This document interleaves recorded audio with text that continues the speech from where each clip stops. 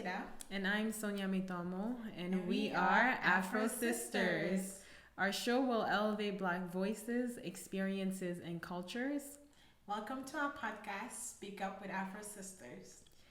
So, on this episode, we're going to continue. It's a continuation from the previous episode where we talked about checking the box. So, just looking at societal norms versus our reality. So, we're going to focus on marriage and children. And I think it's important, again, it's something that everyone can relate to. There are, in every single society and culture, there are norms for marriage and children. But at the same time, too, I think what our society, upholds as what's normal is not always what we experience. And it's important for us. So we kind of want to share our experience and, our thoughts on that. And we'd also would love to hear what you think. So I think it's important to first know what are the norms that, based on the society we're in now and also our community and our culture. So what would you say are the norms for marriage and children? So I think the norms for marriage and children for our community is that there is an age where you're supposed to be married. If you pass that age, your time is ticking very, very loudly. So especially in the African community, and other community, but again, speaking from my experience in the African community, I feel like once you pass kind of 30, especially for women, it's like everybody start asking you when are we meeting your boyfriend or fiance or whoever. It's like to At say this friend. point, yes. At this point, whoever you bring, it's okay. Yeah. It's like your parents just forget, because I think before that, especially for girls, like parents are very strict, until even maybe until you're 20, your parents are like, no boys, you don't want to hear it, focus on other things in your life and things like that. But then it seems like when you hit 20 to 30, it's like, okay, we really, when are we meeting anybody? And, and then when you pass 30, it's like, now, I want to meet someone, and we're now. the babies. I want grandchildren now. Yes. You should be thinking about having children. So I think there's there's an age, especially for girls. There's this pressure that there's an age where you have to be married, you have to start having children. And I know that biologically for women we do have a time clock to have children, but again, it's not 30.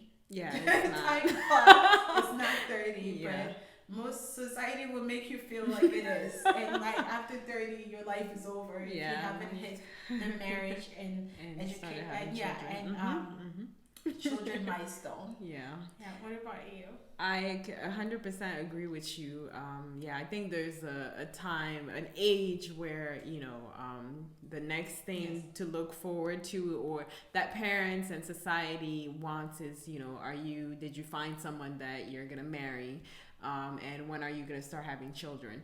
So I'm actually already 30. And that's something, the most common question that, you'll have your family ask is and I'm saying more family, especially extended family, because your family, if you communicate with them on a regular basis, like they'll know, they'll ask you all the time, they'll know if you're dating someone, they kind of will know. But everyone else, maybe that you haven't seen in a minute, they're asking and waiting for you to tell them, okay, when's the wedding? When's of course, they want you to do wedding first and then the child next, but that doesn't always fall into line. And the other thing too, though, I feel like the older you get, like past 30, for the girls especially, it becomes that, okay, it's okay, you know, because we you can have a child, like, okay, if you're not, you haven't found someone that you want to marry, like, when are you gonna have children? And I can kind of understand. I know we're kind in our community, we're kind of exaggerated on the age, like it's not at 30. I think it's closer to like after 35, and when you start hitting 40, that, you know, there are more chances to have, you know, either complicated pregnancies, or, you know, it becomes a little harder. But there are, you know, even in our parents' generation, I know aunties and uncles who have had kids past their 40s. So, and, you know, the pregnancy were fine, the children were fine. So I understand where that comes from, but at the same time, it's not necessarily a reality. Yes. I can kind of think when I look at, because of those norms, for example, I had an age where I wanted to be married, and I had an age where I wanted to have kids, and I even, you know, I had the number of kids I wanted, and like, I planned everything, you know, thinking like it's a fairy tale and it could just all come true. So I in my head growing up, I wanted to be married by the age of 26. Because I think in my head I was thinking I would be done with like medical school. So, you know, done my bachelor's, 22, and then 24 years later, 26, and, you know, maybe I'll be doing residency, but I can be married and start, you know, having children, you know, as I settle into my career. So, and then I also wanted like 8 kids. Like, I wanted a lot of kids. So I'm like, okay, I was going to start and just, you know, back to back. But again, that's not necessarily the reality. You can plan all you want, but life definitely will show you life, and God will show you that, you know, your plans are not necessarily the right plans for you.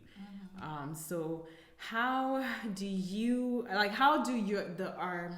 our norms, especially in our community, the pressure that we have, how do you think that has impacted, you know, your experience? Like, do you feel like, did you have specific ages where you wanted to achieve those things, marriage and children? Yeah, so definitely our norms of marriage, definitely, especially for girls, again, plays a part of kind of like when you're little, you're like, oh yeah, definitely by a certain age, I definitely want to be married or have kids. For me, I think the age was kind of close to 30. Like, I was like, I definitely wanted before 30. I was like, 28, 29, you know, I want to get married, have my first kid before 30, and then, you know, move on to have other kids. I definitely was like, oh, I want to have 4 kids, and kind of like had, again, this plan that my life is going to go this way or that way. But from a young age, I think because I grew up around family members that like either had their children later in life, waited, had their children later in life. It wasn't like, for me, it wasn't like, oh, like, you know, you have to have your kid right away. But definitely a partner, I think, a partner was definitely something that was I wanted at a younger age, more, you know, like before. Actually, for marriage, like, I had a I don't know, I have a love and hate relationship with marriage. That's actually a good point. Do you even believe in like marriage? Because my parents were a divorce. So my parents divorced when I was little. So that definitely kind of left a sour note in my mouth of marriage. It's true that my parents remarried. And again, from my parents being remarried, like my you know, just putting my business out there. We're open, we're keeping it real. But my dad's second marriage didn't work. You know, he ended up again getting separated from his second marriage, and my mom's second marriage did work. But again, I was like, what's the point? Like, for me, it was like, you know, yes, you know, you can find somebody, but it doesn't mean that it might be the person that you're going to be forever. Exactly. And I was very scared. I was very like, I'm very skeptical. I was definitely more in the path like, if I find my partner, if he's okay with us just living together, that would be okay for me. Like, I was definitely like, oh, marriage is something that society just put on us for us to have this paper. I don't want the paper. I want love. That's what I wanted. Yeah. You know, I want love. I don't want the paper. So that was me. Um, but again, you think of life certain ways, and then everything changes. I know you get a whole nother result. Everything changes from that. So again, speaking from my experience, I actually ended up getting married. I am married. But again, it came to a decision where, you know, my partner and I are in love. I love my partner, and I think that it was our way to seal our love together. And I think, you know, and growing up, I also learned that nobody goes into a marriage looking for a divorce. Yes. But it happens. And then when it happens, if it really isn't the person you're supposed to be with, don't stay in it just because you're afraid of, you know, people saying that your marriage was a failure, or that that you couldn't, that you're a failure, that you couldn't, you know, make your marriage work, or things like that. Because I know a lot of people have that experience when they stay in marriages for so long that really they don't love the person, but they're just there because they're afraid of what the family are gonna say, what people are gonna say, or they're afraid, or they're afraid of being failures themselves. But that's not. It isn't true. It isn't true, because sometimes ending that relationship or ending that marriage is the biggest thing. The biggest thing, the best thing that you could have done for yourself, you could do for your children. I know from my mother's generation, and I think it's also something my mother, you know, instilled in me, is that, you know, don't stay because of the children. And like, my mother is like, a lot of her generation and her mother stayed in, you know, in marriages where they definitely felt like wasn't the best because of the children, because they didn't want to, you know, break the family alliance, because they didn't want, you know, their children to be hurt. But at the end of the day, if you see your mother being unhappy, or you see your parents arguing every day, or if there's domestic violence involved or things like that, the children grow up seeing that, and that's not good for them either. So I think that, you know, it defeats the purpose to me of you saying you're staying for the kids, but it creates even more problems, like psychological. Like, there's a lot of problems that are created that you may not realize until often sometimes it also creates this generational curse where, especially like if the kids are watching that, then they think it's okay to stay again in marriages like that. So so the cycle continues, where then the child, you know, gets married and then ends up in a marriage that is very toxic, or sometimes becomes the abuser themselves, like, you know, starts abusing somebody else. So I think we have to teach our children, or, you know, one another, that like, if things aren't working, it is okay to walk away and to, you know, to do what's best for you. Because again, you have to think about like, what is this doing for me? Staying in there, really asking yourself those questions. Yes, marriage is a union of two families, but it's just you and that other person at the end of the day living it. Exactly, living it. Exactly. So you really have to ask yourself those questions. And so I'm not married yet, and I don't have any children yet, but I do value marriage, and I do want to be married. But at the same time, too, similar to you, I do believe that because, you know, I kind of look at my experience in relationships.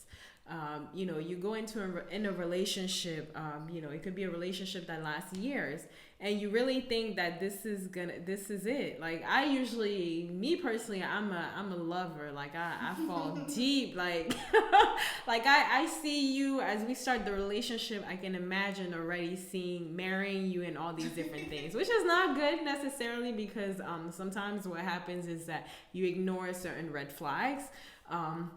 But that can happen too in marriages. I mean, that's how, like, over time, you don't know how long it's gonna take. Things could go. You can discover things about your partners that no longer serve you, and not like that are no longer healthy. That they're not necessarily just red flags, but it's things that will create a toxic environment, whether it's for you, like you were saying. It doesn't just have to do with domestic violence, it could be verbal. There could be so many things. You can grow apart, you can not love each other anymore. There are so many different things. When you think about a relationship, I know some of you guys can relate to the fact where you start and you think like, this is it, this person. You wouldn't have imagined that you would have broken up with this person.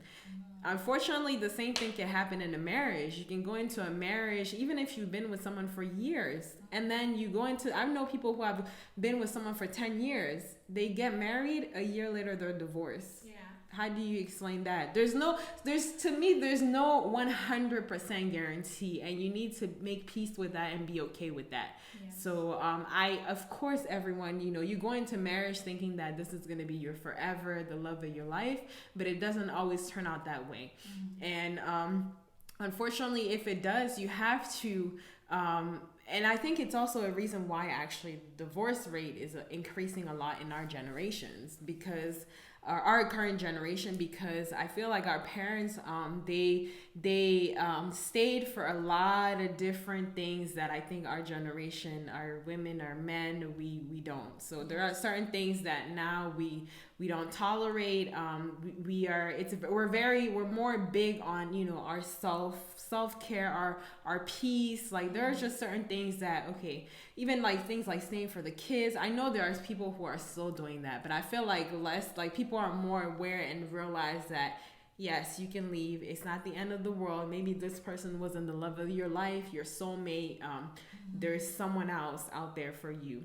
And even if there isn't, like, you can go from believing to marriage, because that's another question. Like, you have to ask yourself, do you actually believe in marriage? It's not because society thinks or kind of promotes you have to be married, you have to have kids.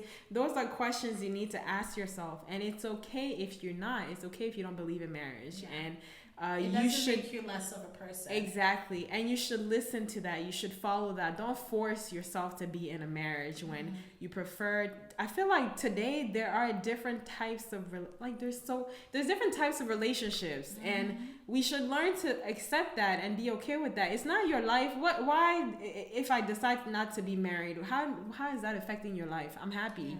If I believe in marriage, like I said, I'm just giving examples. How is that affecting your life? I have a partner, hypothetically, and we just want to live together. We just want to create a family. We can have children, and we don't have to be married. That's okay for us. That's what works best for us. Yes. There are different things that work best for different people. We're all different, and that's okay. So I was gonna add, especially in our, in the African community, in the Black community, but I'm thinking of two incidents that happened this year. And like one incident that just happened really recently, where the husband took away his wife's life when he was an abusive husband, and his wife, the family of the wife were like, you need to go, and kind of told her like, no, it's time to go. And I guess the husband really didn't want to let go and took away her life. And it's, for me, it's like, I have a hard time coming to peace with that. I don't think anybody comes to peace with that. I mean, a life was taken away, but it's like, to me, it's like, why would you take somebody's life away if that person doesn't want to be with you anymore? Especially if you were abusive, especially if you weren't treating them well. That, like, to me, that means like you're evil.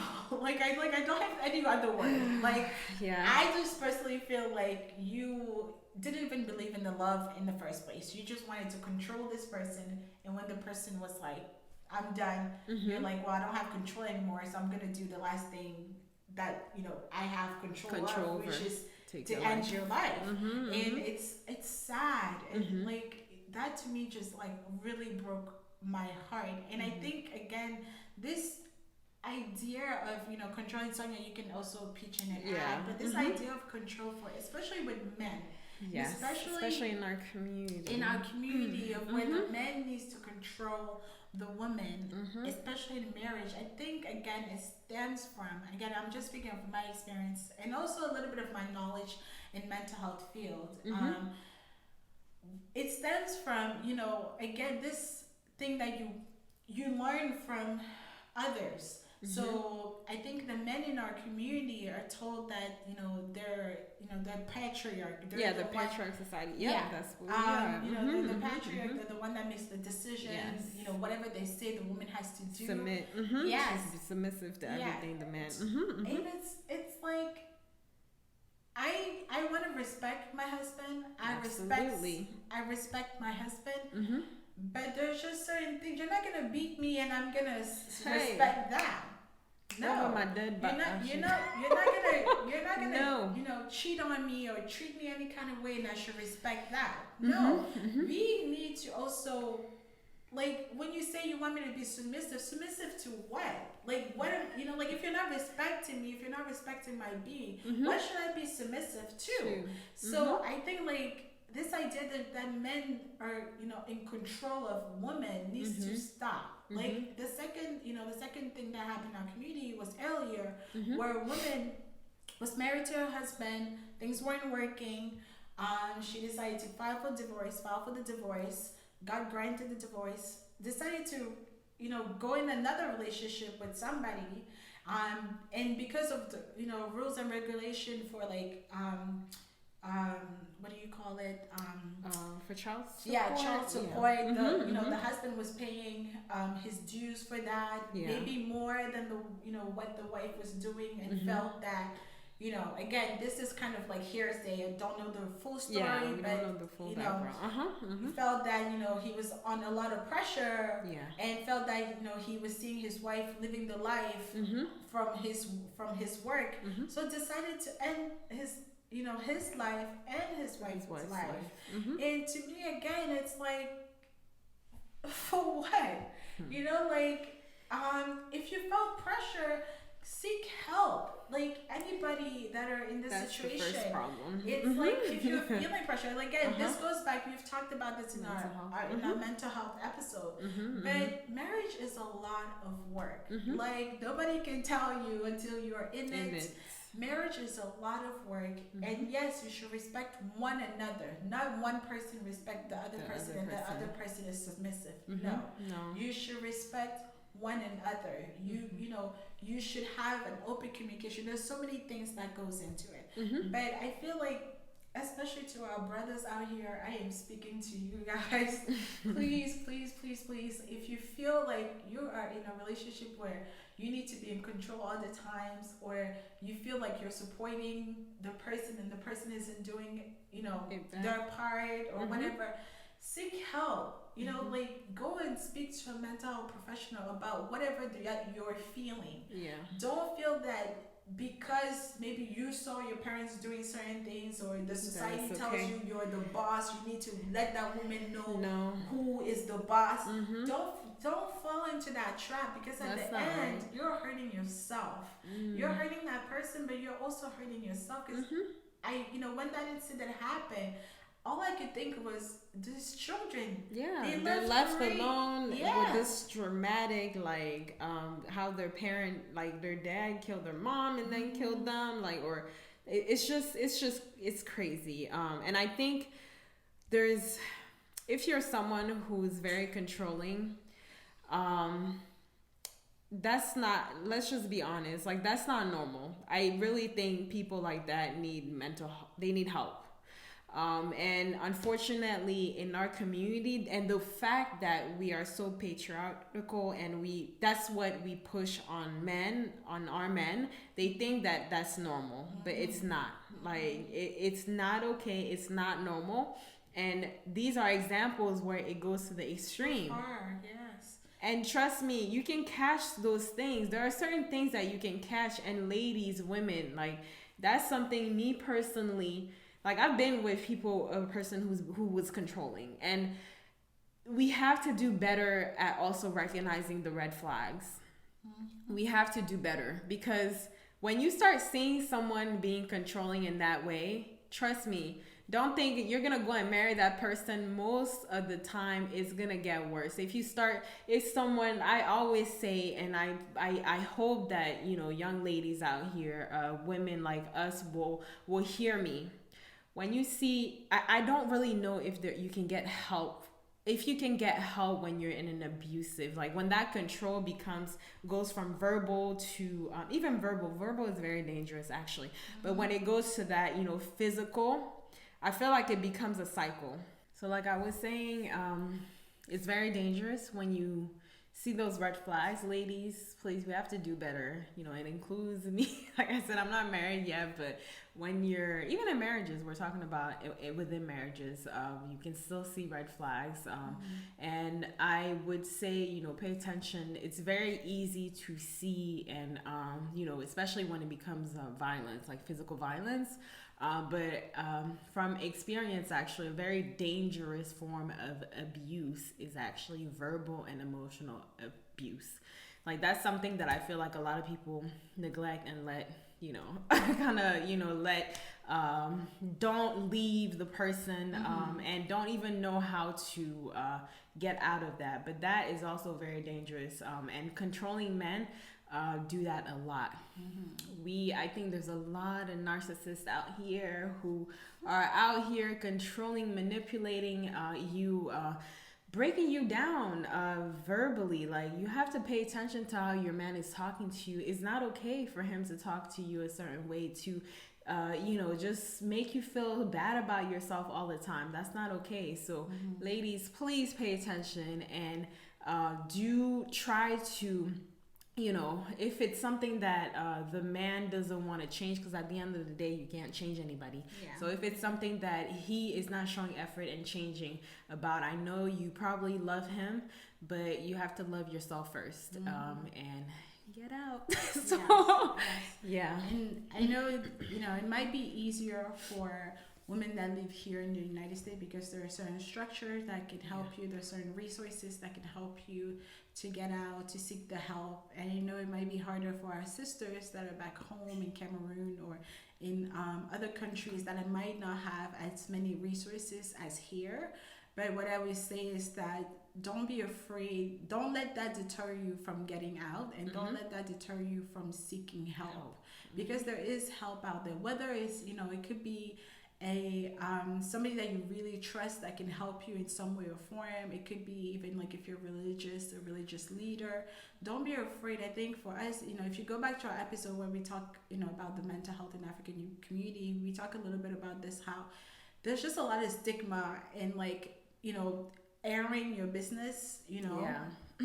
And sometimes it needs to be aired. Secrets are not good anymore. We're done with that. Yeah. Secrets brings toxicity. Like, you don't want that. You want to let that out. You want to seek help, like Sonia said. You want to get out while you can, because this year has just, it's been a lot. Like, I've just been like, what is going on in, you know, in our community, especially with these marriages that are ending up in death. Like, it shouldn't be that way. Like, we need to wake up.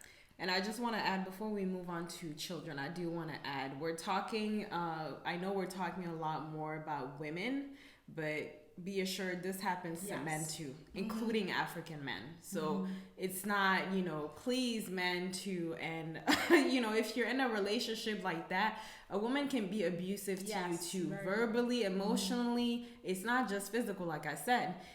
Make sure that, please, you get out. Like, you did not come over here to this country to now go in jail. Because I know some women lie. Like, the fact that this, you know, the system here is, you know, this naturally protects women a lot. So we tend to believe, you know, women. I'm not saying, you know, there are cases where it's actually real, but we have to speak. There are examples where women are lying. So just please, let's do better, and remember to love ourselves and protect ourselves. So I think it's wonderful. And so in terms of marriage, you know, that's kind of what we think. But again, with marriage, the next thing that usually comes when you think about social norms are children. After the marriage is children. So that is also a tricky, you know, delicate subject, because again, societal norms, like we mentioned. I thought I would have. I'm past 30, gonna be 31 next year.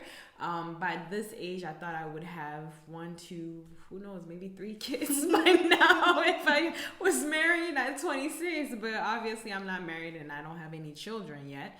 But I just, my experience has been, I do feel I do want children. Like, I feel like around this age, like the desire for that is just increasing. And I think it's also partially to do, me personally, yes, that's truly what I want, but also seeing, like, my nieces and nephews, like there's been so many kids around me recently, even you had your son, like I want that. There's that love, that unconditional love from a child. Like, I want to experience that. So, but at the same time too, I want to make sure that, I'm not, that I'm with the right person at the time we talked about marriage. So I want to make sure I'm with the right person, the right partner, and that, I build my family. And even if I wasn't and I had a child before, I get married with someone else, that's okay too.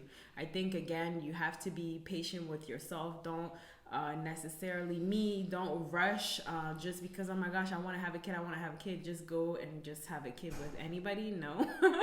So I am aware there are moments where I'm like, oh my gosh, like, I wish I had a kid, but I just have to kind of pull myself out of that and be like, it's okay, your time is coming. Don't rush it, your time is coming, you're gonna have children. And to be honest, my experience also, I think that desire also comes also with fear. And because I, like we said, we have a biological clock. Not just that, but I've seen, and we know, even though we don't talk about it a lot, we know that Black women, we do have infertility problems. So there's a stereotype and a myth that we kind of perpetuate, where we think that all Black women are fertile, because we don't actually share, we're not really open with our infertility stories. So we don't actually know. And sometimes you will feel like, okay, you're going through something and you feel like you're the only person, which I understand why, some women it's hard for them, especially Black women, to share those stories because they don't hear that. Sometimes when you hear a story, you hear someone being vulnerable like that, it kind of empowers you, or it makes you, it makes it relatable. So you feel like, okay, I'm not alone. Wow. So this is actually happening to other sisters, other, Black women. So, that is something that I think we need to work on in our society. Like, still, it goes back to, again, keeping those secrets. Like, that's not helping us. It's not helping. Can you imagine you're over here thinking, oh, something is wrong with me. I'm not going to have any kids, or, like, I'm not woman enough. All these negative, like, myths and just stories that we put in our head, and it, it's scary. So I mean, the older you get, you are, you become a little bit more fearful of, maybe experiencing those infertility problems. So that's a fear of mine, but at the same time too, that's not the only thing that's driving me. I want to have a child soon. I want to have children, multiple children. So what's your experience in terms of, societal norms? I know you have a son to share with us. So my experience with societal norms for children is, like, we've talked about the age thing, and how you often feel pressured after a certain age to, like, have a child, because, parents, grandparents, aunties, everybody's asking you about, when are you gonna have a kid. But for me, again, I think, going back to, like, my childhood, I always felt like, I wanted children, but I wanted them when I was ready, because I think it's also because of my work training, as a social worker, as a therapist. I have seen a lot of things where, if you're not ready to be a parent, it could be a train wreck. Parenting is, to me, the toughest job there is out there. And there's no rule book. Like, you go to the hospital, you birth this child and they're like, here, go home, and you're like, wait, Figure what? it out yourself. No, exactly. Yeah, figure it out. And so again, when I was younger, I was like, yeah, I want to have kids. I was like, maybe in my 30s, I wanted to have kids. I wanted to have 4 kids.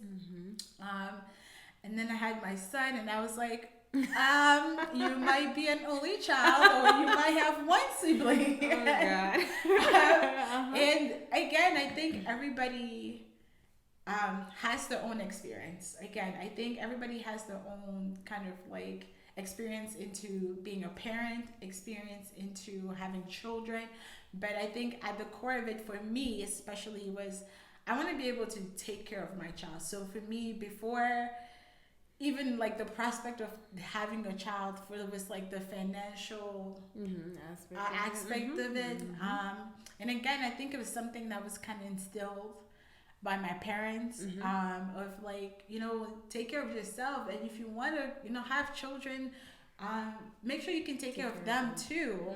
Because a child is a responsibility. It's your responsibility till you die. Like, it is your responsibility. Like, my mom is always like, when you're in my house, you're my child. Like, exactly. like, or even outside of my house, like, you're my child. Like, no matter what, like, I will take care of you. I will do what I have to do for you. So I think that, like, yes, I encourage people to, if they want to have kids at your younger age, it's your life. I'm not, I'm not here to judge anybody. It's your life. But just know that it's a lot of responsibility, and it's not. I hate when people take kids as if it was some kind of a trophy or some ornaments. Like, oh, I just, I want a kid, and like that's all. Because I think it comes with more. Like, you're literally taking care of this human being that you're bringing to life. And I think sometimes parents and aunties and people that ask you that forget about that aspect, that having children is not just bringing a child to on earth, or birthing a child. Like, there's so many other aspects of you taking care of children. You can be taking care of your niece and nephews. You can adopt. There's so many other avenues that we can explore. And I think we sometimes do it in our African community without even calling it an adoption. Like, you take care of your niece and nephews, or take care of your cousin's child or something like that. But I don't think in the African community we talk about adoption outside of our community much. We don't, I don't personally know anybody that's adopted outside of my community, like within my family. But I know of people like outside of my family that have adopted maybe 1 or 2 people. But it's an option. Like, not everybody, like, I hate when people put pressure on people. Like, my son is soon to be 3, and by the time he was like 1, people were already like, aunties were already like, when is the second one coming? When is the third one coming? Oh, next time have triplets. I'm like, who's gonna take care of them triplets? Like, there's just this pressure that people put on people, but you don't know what is holding these people from having the second child or the third child. That's true. It might not just be financial. Like, I'm talking for me. For me, this is one aspect for me. But for other people, it might be like Sonia was saying. Like, they might be dealing with infertility issues. They might be dealing with fibroids or other things that are making it harder for them to have children.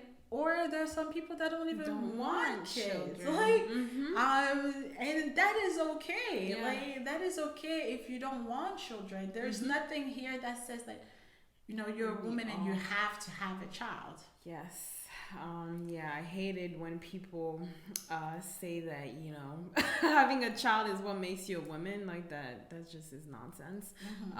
And just to kind of continue on what you were saying, there are women who you don't know people's story. Like, that's why they say don't judge be nice to people, because you don't know the battles that they're fighting Don't in the judge a book background. by its cover. Exactly. So we're not very, in our community, we're not very sensitive to, we don't even think, I don't think we even think, oh, like maybe this person is actually having trouble having kids. We're just like, we expect it, and then it goes kind of into that idea that, we're all fertile. Like, no, we're not all fertile. And for whatever reason, for whatever history, there are women, they have their experience. They may have been trying for years and years and years. Like, it reminds me kind of like Gabrielle Union's story. When I read her book, I was like, what? Like, I knew she had miscarriages and stuff like that, but it was like, what, 12 or something, like 9. Oh, wow.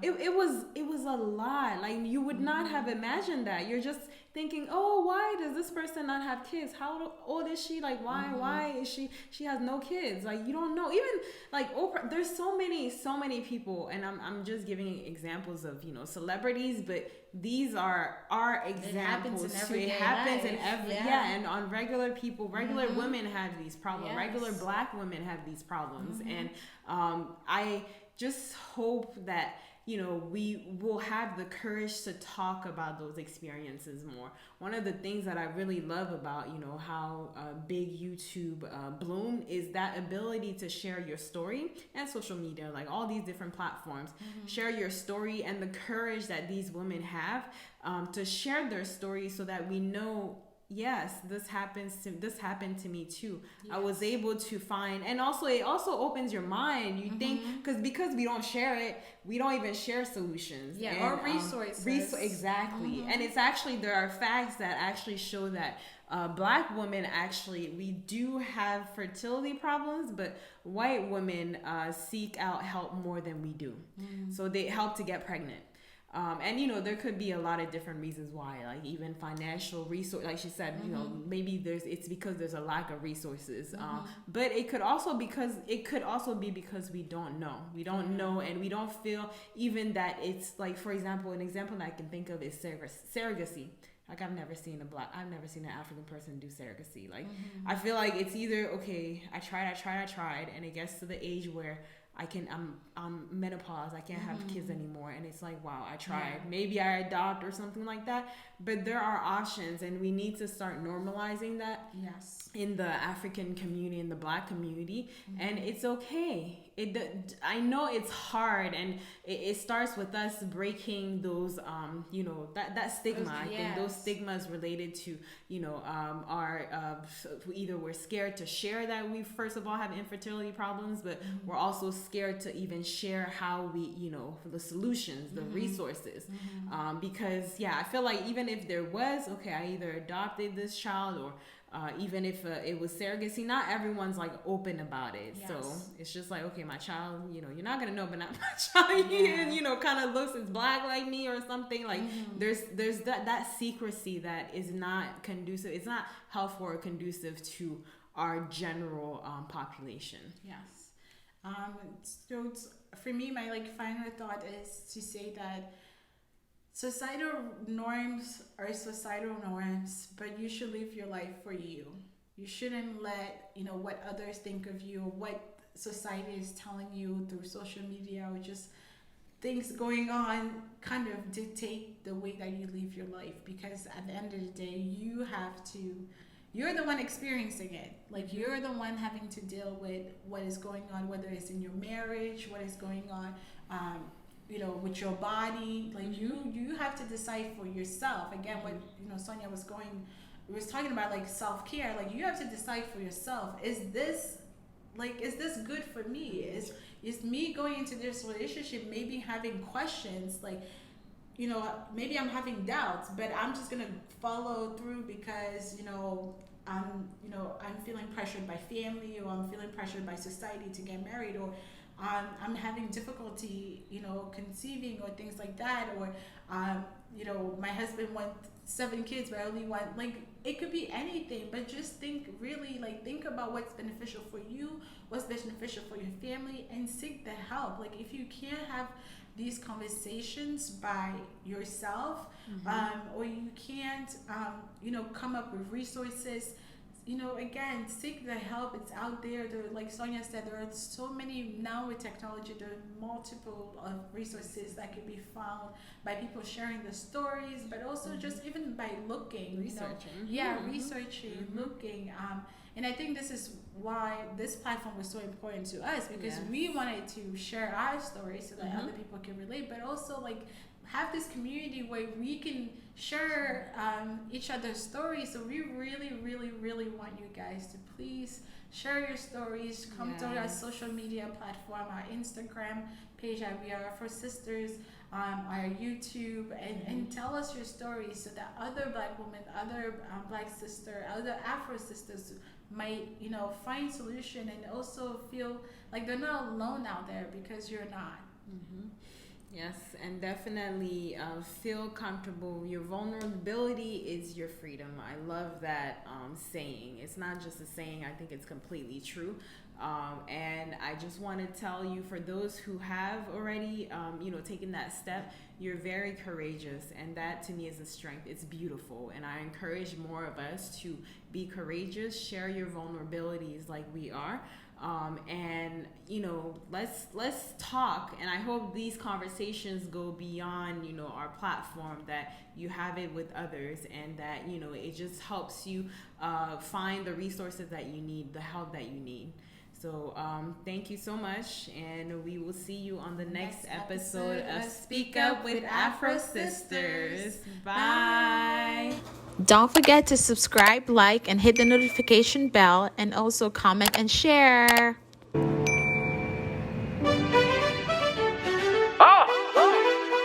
Yeah, yeah.